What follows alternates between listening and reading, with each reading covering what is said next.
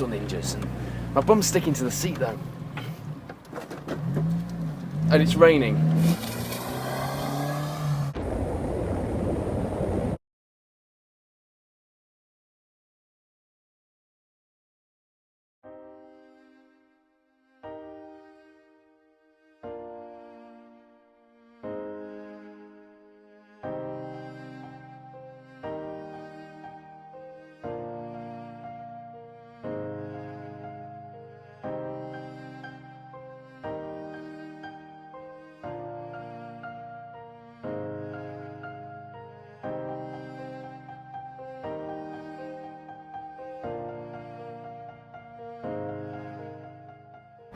A few years ago, quite a few years ago, I went with my mum to pick up her car from a Vauxhall dealer's. It had been serviced, and it was always a treat for me when I was younger to have a look around the new cars in the showroom. But of course, a Vauxhall dealership is not the shiniest place to have a look around at the new cars, except there was a VX220 in the corner of the dealership that day. I had to quite literally be prized away from it, and yet I had no knowledge that the car even existed.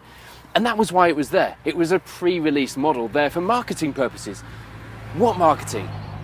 Why Vauxhall didn't shout from the rooftops about that car when it was new, before it was launched, is right up there in terms of questions for me with, does God exist and what language does my dog dream in? If you didn't buy a VX220 at the time because you didn't know enough about them, this is why you definitely have to right that wrong.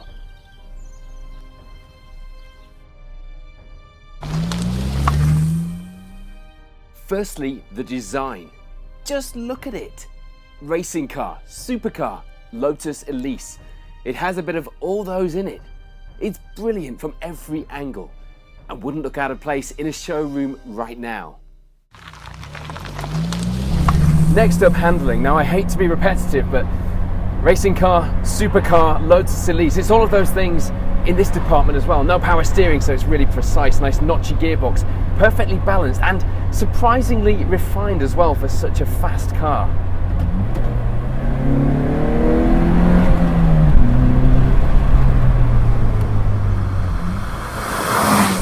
My favourite bit, power. This 2.2 litre engine is a great alternative to the K-series that was in the Elise. 145 brake horsepower, 5.5-ish seconds to 60. It's not startling, but if you wanted startling, there was a 2 litre turbo, 4.7 seconds to 60 from 200 brake horsepower. A bit higher maintenance now that they're getting into their middle age, but you know what, so quick because it's so light. Whichever one you go for though, you'll get a full-on sports car with everything you could possibly need for Sunday fun and track days. It's a car that will make you feel differently about motoring. You'll realise that sometimes it's good to drive with only the essentials. And the goggles are essential, yes, because there's no filter on the heaters, so flies get sucked in and then spat out at you like ninjas, little ninjas. And my bum's sticking to the seat though. And it's raining.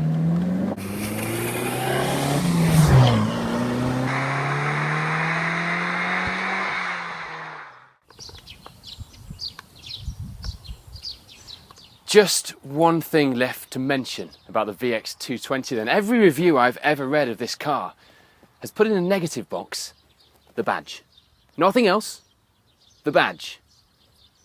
I can see why that was such a problem for people. I mean, the Chevette HSR, the Nova GTE, Cavalier GSI, the Astra 888, the Lotus Carlton.